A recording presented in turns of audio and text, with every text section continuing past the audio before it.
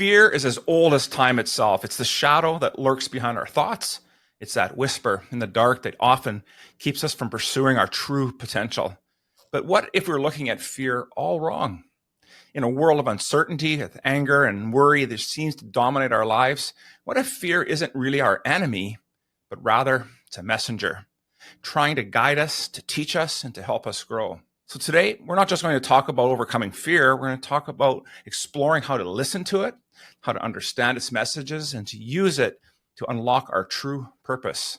And by facing fear head on, rather than running from it, we can take a turn from foe into ally and transform our lives in ways that we've never imagined. So I want you to stay tuned with us as we delve into the 7 messengers of fear and discover how they can help us transcend the limitations we often impose on ourselves. And before we get into all that, let's also come to grips about one other thing, is that inevitably there's going to come a time when your life will hit a wall. Whether it's a marriage that's not working, a career or business is stagnated, or maybe your personal life is completely flatlined. So if you're dealing with any of these or a combination of them, and you're finally fed up with where your life's at, then allow me to help you get clear on what needs to be done and how you can go about living the life you were meant to live. Just go to theawakenedman.net and download our free Setting the Compass exercise to get started today. And with that, let's get on with today's episode. The average man today is sleepwalking through life, many never reaching their true potential, let alone ever crossing the finish line to living a purposeful life. Yet, the hunger still exists, albeit buried amidst his cluttered mind, misguided beliefs, and values that no longer serve him. It's time to align yourself for greatness. It's time to become a revolutionary man. Stay strong, my brother. Welcome, everyone, to the Revolutionary Man podcast. I'm the founder of the Awakened Man movement and your host, Alan DeMonso. Before we get started, allow me to ask a couple of questions. What would your life look like if, instead of avoiding fear, you embraced it as a teacher and a guide? How might your perception of challenges and obstacles change if you saw fear as a messenger, bringing you a valuable lesson? And I want you to think about the moments in your life when fear has held you back. What if those moments were actually moments of growth opportunities? Behind every veil of uncertainty, how different might your life path have been had you listened to what fear was trying to tell you? So today we're going to explore this powerful idea of fear, far from being our enemy, and can be a messenger of guiding us towards the growth and fulfillment. And by listening to it and understanding the lessons it carries, we can transform our lives in powerful ways. To do that, I have a very important special guest today, and allow me to introduce him. Throughout his life, Dennis Merritt-Jones has been on a quest to inspire and lift people to a higher expression of life. His personal vision is guiding people to purpose, knowing that when one fully awakens to who they are and why they're on this planet, they can begin to naturally share their gift with humankind. And in that process, create an enriching life for themselves and the world around them. And Dennis, he's an award-winning author of 7 books, and his most recent book, When Fear Speaks, Listen, The 7 Messengers of Fear, was released just this last May in 2024, and it's going to be the topic of today's conversation. So welcome to the show today, Dennis. How are things, my friend? Good. Thank you for having me. It's good to see you.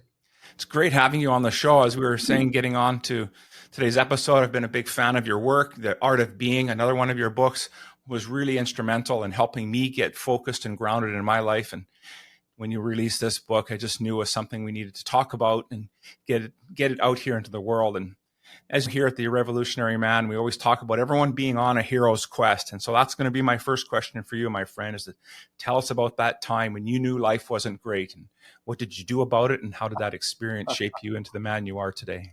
That's a deep and profound question, because it goes back a long way. My hero's journey began when I had a spiritual awakening in the 1970s. I was living a pretty shallow life up until that point. I had all the accoutrements of a successful life if you looked at it from the outside, but I wasn't a fulfilled person. And as I spiraled down that rabbit hole, it became more and more obvious that I was living out of desperation rather than inspiration. And when I began to drill down into my spiritual core, I realized that there was parts of myself that I hadn't really experienced yet, or I hadn't allowed myself to experience yet.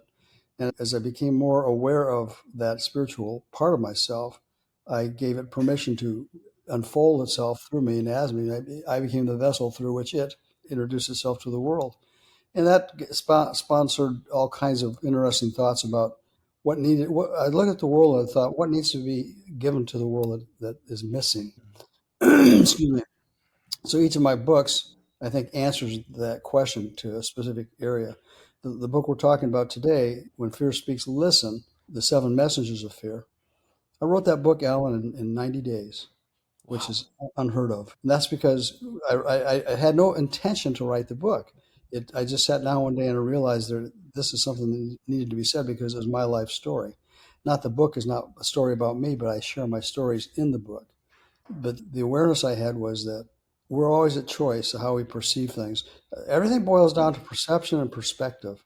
Perspective is the angle at which we look at something, and perception is how we interpret the filter through which we see what we're looking at and to interpret what it means to us in our lives. And so the minute I began to become aware that fear had been a dominating energy in my life, I began to realize that I had to stop running from it. And the way to do that was to incorporate my understanding of application of spiritual laws and understanding that what you think and what you believe you're going to create more of in your life. And so for me, it was about understanding that if fear was running my life, I needed to address it in a way that allowed me to transcend it. And that's how the book came to be born. It's truly a powerful book. We've been going through your book this summer. It's part of my men's work here with our band of brothers, and it's been so profound as we started to unpack each of these seven messengers and then their inherent descendants that came with it. And I think the way that you structured the book was so interesting, especially the descendants piece of it. And so let's unpack a little bit about the book. We've been teasing everyone, tickling everyone about the idea of seven messengers. How did you come up with these seven messengers to write the book? That's a good question. To be certain, there's more than seven messengers of fear, but these are the messengers that spoke to me personally. So again, this is my story of how I awakened to the fears that were having their way with me, that when I got clear that it didn't have to be that way, I could change the story, and which is what I've done, which is the hero's journey, isn't it? It's go out into the wilderness and discover something that you bring back to the fortress and makes you a better person and spills over into everybody else's life as well.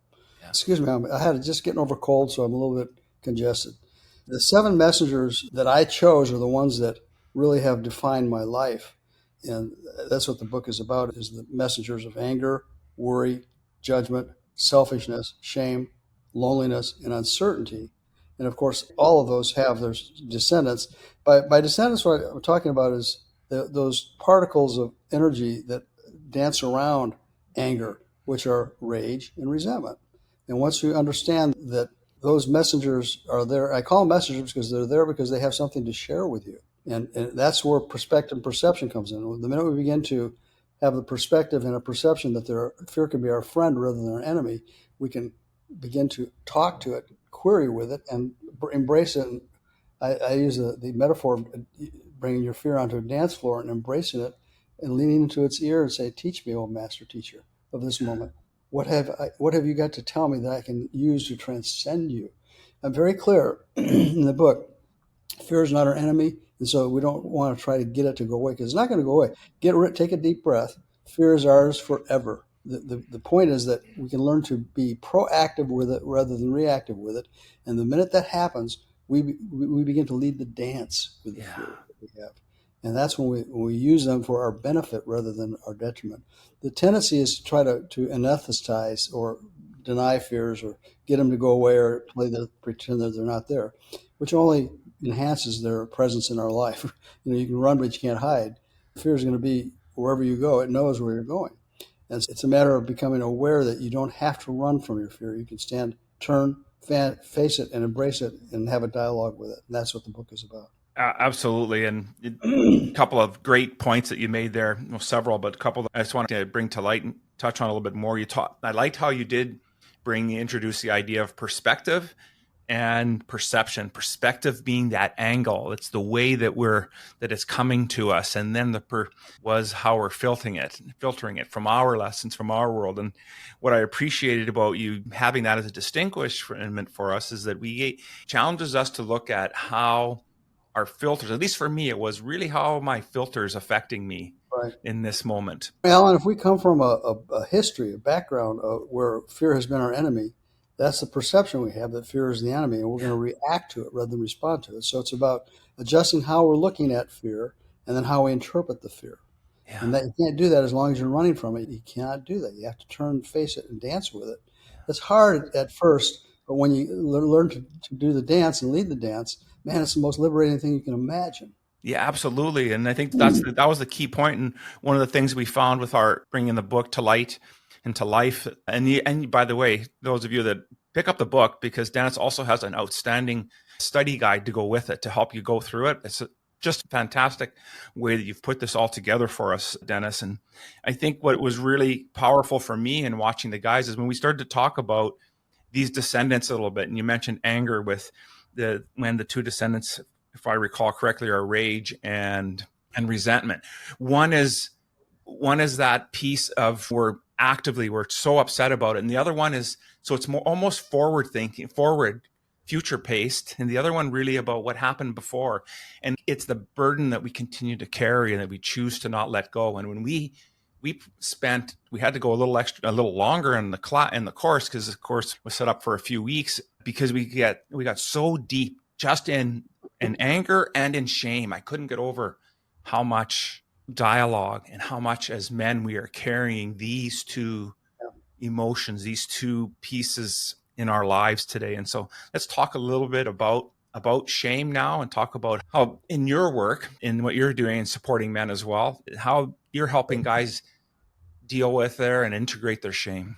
Shame, I have a black belt in shame. I understand it very well. I was raised in a shame-based home. And I'm not faulting my parents, but they did the best they knew how to do. But the way that my mom controlled us four little hellions was to heap shame on us, which was a way to control us. To shame, let's clarify what shame is and what it isn't. In the book, I use the explanation of the difference between using guilt as its kissing cousin. Guilt is a feeling or a belief that you've made a mistake. This is really important. Shame is a feeling or a belief that you are a mistake. You're invalid. And the minute we embrace the idea that we're invalid, we live from a place of I'm not enough. And you know what, Alan? When we live from a place of I'm not enough, everything becomes not enough around us. How can we create enough of anything good in our lives if we're operating from a belief that I'm not enough? It's impossible. Yeah. So shame is, boy, I dealt with it. I carried that for years. That was probably the most healing aspect of my journey, has been to transcend shame and to realize that I am enough. Yeah. And that sounds so airy-fairy and corny to say I'm enough, but it's the reality of the truth.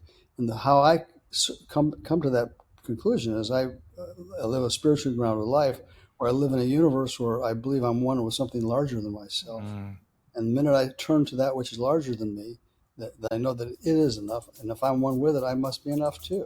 Easier said than done, but practice makes perfect. We'll be back after a quick break. At my current company, I've generated 7 figures in revenue in just 6 months, doing all the sales by myself. Just me and Rumi, my secret weapon. Rumi isn't just another meeting app.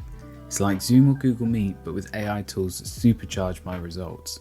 Rumi records every meeting, gives me real-time insights during sales calls, and if I've met with a prospect in the past, Rumi's meeting memory answers any questions I have before the call. I don't waste time digging through notes. Rumi preps me instantly. Go to tryrumi.ai. That's tryrumi.ai for a 14-day free trial. That's for sure. And thank you so much for bringing up the idea of that perception of how we see ourselves as a mistake and versus making a mistake, and how often do we attach identity when we make mistakes. Yeah. So things like when some of the things that we deal with in my group, lots of with relationships, specifically in around marriages, and when infidelity has kept in, while it's a mistake and it's a massive mistake, you aren't the mistake. You may have been the catalyst for it, right, but your work is to be able to transcend through that and become a better man than was at that moment. And so you can't do that unless you forgive yourself as well. Self-forgiveness is a huge role. And true, authentic self-forgiveness is very liberating. Yeah. But you have to realize that it's not something you do one time. You do it every day, because we're as human beings, we're full of flaws, and that's Yeah. the reality, is to own those flaws and to give ourselves permission to transcend them. I wrote a book called Your Redefining Moments, Becoming Who You Were Born to Be. That's what that book is about, is taking you back to who you were the moment you were born, before the world got a hold of you, labeling you as right or wrong, good or bad, smart, ugly, tall, short, fat, beautiful, all the labels that we wear. When we peel all those labels away, we get it down to the very core. We're an aspect of the authentic self, which is the one life. We can define ourselves from that perspective, and we begin to redefine ourselves and who we are. We realize that we are enough. Absolutely. And it is all of everything that happens through life and you made the mention earlier, and I totally agree with you. It's not our parents' fault. They did the best that they could with the tools and the skills that they had. Today, it truly is up for us to own our lives and start to take responsibility for it, and step in and lean into that. And that's why I think this book is, and while I may be a bit slightly biased because we've been working through it, I think it's probably one of your most powerful, if not the most powerful book, because fear is so prevalent today. Just looking at everything in society, everything comes to us from a fear-based perspective. And so I appreciate you doing that. Now, you also, in the intro, I talked a lot about that we really need to listen to our fear rather than avoid it. And so can you share a personal experience where you really embraced fear that led you to a significant breakthrough? There's too many experiences to share one. My life was sheer fear-based for years. And I ended up turning to a lot of recreational drugs and alcohol, not addictively, but to a point where I realized that when fear arose, I was taking alternative choices to avoid it. And in doing that, I realized that I was going to continue to heap more gasoline on the fire. When we decide that it's time to identify the fears that are running our lives and call them out on the carpet. And sometimes we need help with that too. I'm a mentor, as you are. I work with a lot of people who are dealing with all kinds of issues in their lives. And one of the first things I do is try to get them to get clear on what their vision for their life is. Yeah. Because your vision will determine exactly where you go with your life. And a lot of times our vision is skewed and we're operating from desperation rather than inspiration. Absolutely. I think that's so key for us to be able to truly have that vision. I think we're good at doing that in a business perspective. Write your mission statement and vision statement and have all of these forward-thinking statements. But in our personal lives, I think we tend to just take it for granted. We show up, we do the same thing day after day. And until we have some form of a spiritual encounter, something that forces us to look at our lives, do we really recognize the power of having a personal mission statement, purpose statement, something for us to live from? Because at least it gives us a reference point, our true North Star, so to speak, to build from there. And you've obviously followed that. You're a doctor of divinity here. What in your course and as you were going along, was that an ultimate goal as part of your vision, was to continue to expand yourself spiritually this way, or did it just help? That's a great question. Great question. Let me clarify. A lot of us think that our purpose is achieved when we arrive at a certain goal. Right. We get to a certain point, right? And then, there's life and we've achieved and blah, blah, blah. No. A deep breath, my friends. Your purpose is not a place to go. It's to who you are. It's who you be. And our purpose is in front of us 24/7 if we're willing to see it. Our purpose is to be the living vessel through which infinite intelligence, or life itself, operates and flows in a more expressive way. And I believe that at the core of infinite intelligence is love. And so my vision is guiding people of purpose is to help people realize that they don't love themselves enough. If they did, they wouldn't be talking to me. I'm glad they're talking to you, Dennis, because you're doing such profound work. And even if they have the semblance of the perception of their lives is all in order, a little help. We all need a little bit of guidance. What I can tell you is that my books are not lip service or things that I've read someplace and regurgitated. My books come from a place of having been there and done it. There ain't nothing like experience and that's what wisdom is. Wisdom is a collection of your past experiences brought to the present moment, applied to the present moment in a way that it alters your future. That's what wisdom is. And so my study of wisdom is that I take every experience I've ever had, call it good or bad or ugly or beautiful, and draw the value from it, the teaching from it. I'm a teacher. In my books, you'll discover I do a lot of teaching. That's because I've learned that what you need to learn, the best way to learn what you need to learn is to teach it.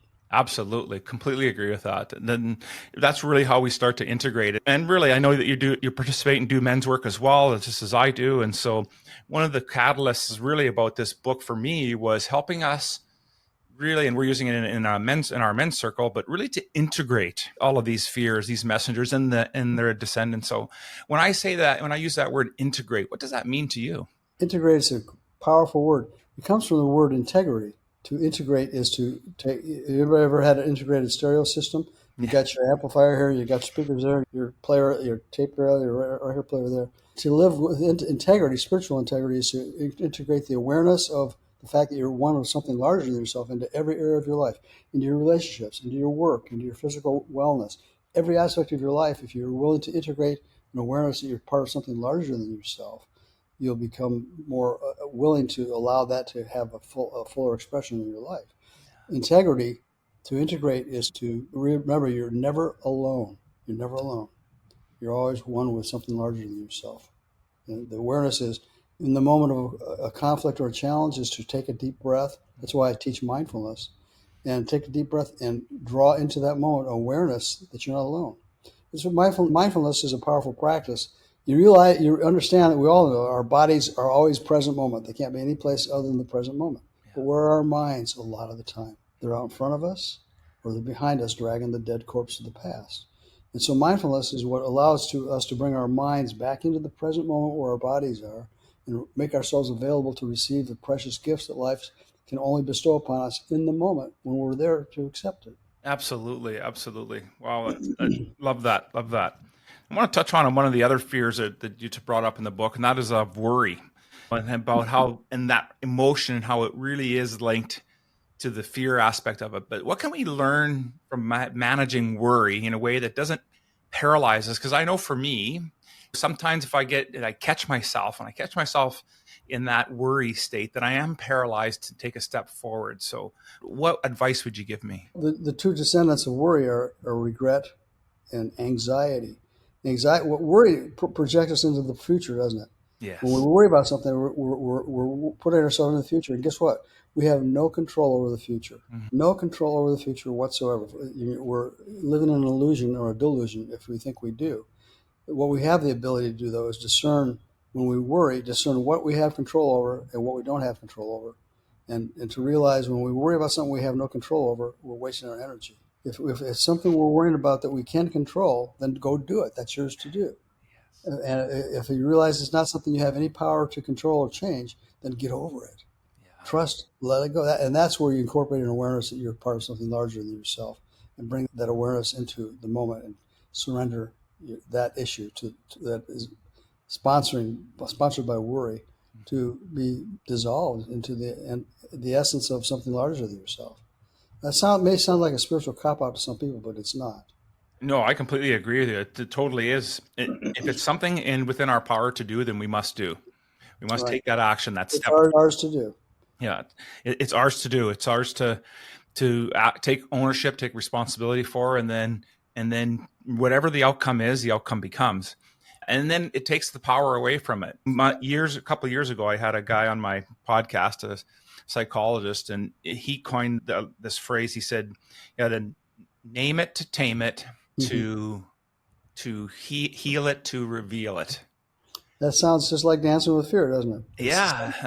And so that was just, I really liked that idea of, yeah, that's great. Putting some framework around that, because that's the other part of a lot of these fears in what you've brought forward for us, is that because you were able to help us name it and make the association with descendants, it took some of the sting out of it. It wasn't this abstract idea anymore. We could relate to having regret, right? We could relate to having these other aspects that show up in our lives. And I think that's where we really went down the rabbit hole with it. And I'm glad we did, because it was so powerful that we got a chance to unpack it. And another one that we really spent a lot of time on was on judgment, and how deeply ingrained this is in our lives. And what I hadn't correlated, and thank you for doing this for us, was its descendants of superiority, inferiority, and hate. And I just thought, wow, I hadn't Yeah. recognized those as a connection. So let's talk a little bit about how those come together.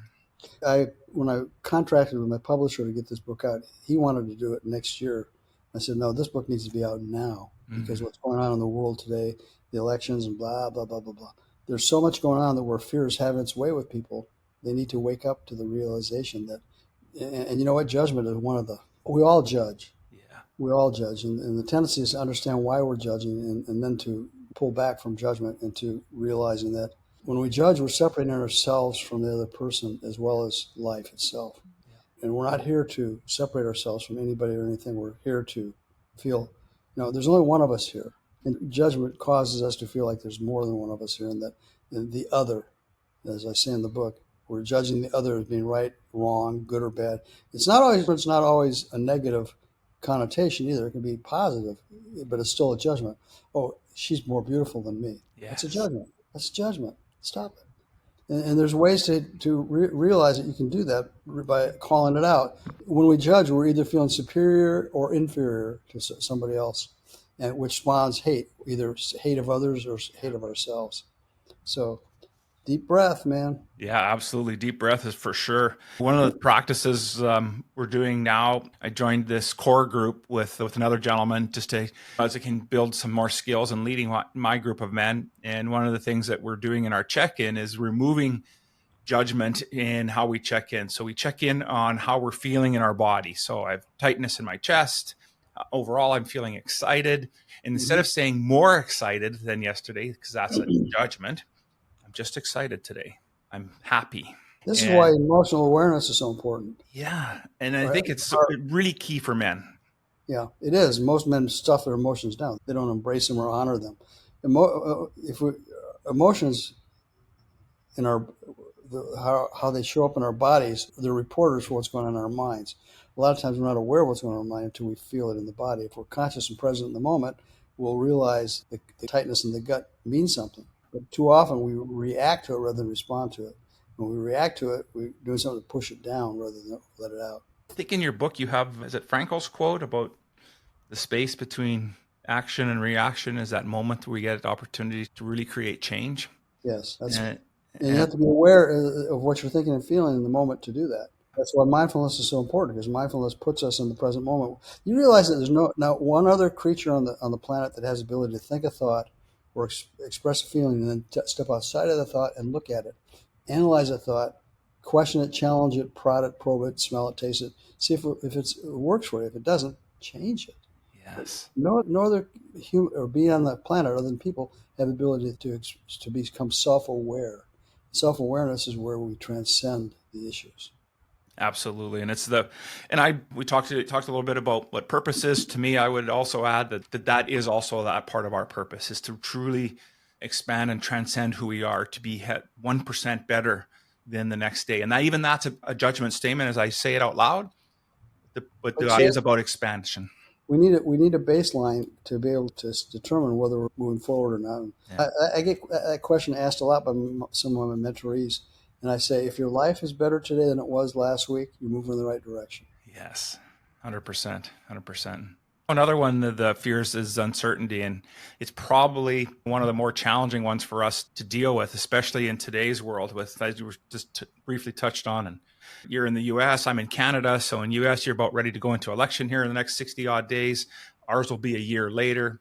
So there's lots of uncertainty for people. And so how can we reframe the understanding of uncertainty to see it more as a source of possibility rather than a trigger about anxiety and doubt? Good question. I wrote a book about it. It's called The Art of Uncertainty, How to Live in the Mystery of Life and Love It. The reality is that life has always been uncertain. We pretend it's not until something pops up in front of us that scares us or causes us discomfort. Yeah. Then we go into panic mode or fear mode. But uncertainty is as old as time itself. And so it's not a matter of making uncertainty go away because we've got it for life. It's like fear. Uncertainty it's always going to be there. You can run, but you can't hide. But rather than try to avoid uncertainty, you learn to dance with it. And that's what the chapter in the book is about. And that's what the book, The Art of Uncertainty, is about as well. Outstanding. Love that. Your mission is to guide people to purpose and by helping them listen to fear And so what advice would you give someone who's just beginning to explore this concept and who might be a little bit overwhelmed by the fears that they already face? First off, take a breath. I teach mindfulness and breathing because your breath is what anchors you, tethers you to the present moment. Take a breath and realize that you're not here by mistake. You're here on purpose. And your purpose is to be on purpose, which is to be the vessel through which life expresses itself unconditionally in the moment in more fullness and joy each day. In that book, in The Art of Uncertainty, I refer to the idea that we're all mystic. Some of us are optimistics and some of us are pessimistics. We have to realize that we're at choice as to whether we're going to look up and see what's possible, and then develop the faith there's something to get us there, something within us to move us to that place, rather than looking down and saying, "Oh my God, this is horrible. I'm going to fall. This is not a good place to be," and then we react to it. So uncertainty is laying itself out in front of us all the time, and we get to, again, perspective and perception. How are we going to see it? How are we going to respond to it? Absolutely. Absolutely. I'm sure through your course of your life, Dennis, that while you've been mentoring others, that you've had a mentor or two in your life that maybe had some profound change for you. And so what has been the best piece of advice you've been given, and how is it still serving you today? It's a good question. I think so many people are caught up in their own stuff, they don't realize how valuable they are, how important. My message to everybody I work with is that you matter. You matter. You wouldn't be here if you didn't matter. But what's more important is what you do with who you are that matters. Who you are matters, but what you do with who you are is putting the rubber to the road, or as it were, and realizing that you're here to do something to make sure. There's a litmus test that I use when I'm talking to people about whether at the end of their lives, whether they know that their life has been a success or not. You're going to be asked two questions when you move on to what's next. The first question is, did you learn to love well? And the second question, is the world a better place today than it was yesterday because you were here? If you can answer yes to both of those, your life has been on purpose. Love it. Wow. What a great way to really wrap up our conversation today. We can go on, talk about some of your other books, and probably have you on to do just that. I'd love to do that. By the way, Alan, if people go to my website, dennismerrittjones.com, there's study guides available for all my books that you can download free. As well, if you go to my press room, there's also a plethora of ebooks and other things you can download free, that articles and things like that would be supplementally helpful to you. Absolutely. And so we're going to make sure all of that information is in today's show notes. And just want to say, Dennis, thank you so much for having us, for being on the show and allowing us into your time and really helping us understand what it means to live a life of purpose on purpose. And so other than your website, is there any way else we can get a hold of you? Social media, Facebook, LinkedIn, blah, blah, blah. But my website's probably the best point of contact. By the way, Alan, I honor you for what you're doing. You're making a difference in the world, and that's a powerful thing. We don't always see the difference we make in people's worlds, but we realize that we're initiating a ripple effect, and that's what matters, that we're touching other people. You're touching people 20 years down the road you don't even have an idea of today because of the work you're doing, and that's to be honored. I really appreciate that. I'm going to make sure wherever you are on social media, as well as your website and links to your most latest book here, When Fear Speaks, Listen, so that folks can get an opportunity to get out and reach out to you, participate in your programs, and get involved with your work. Thank you so much, Dennis. I really enjoyed having you on the show. Good work. Thanks.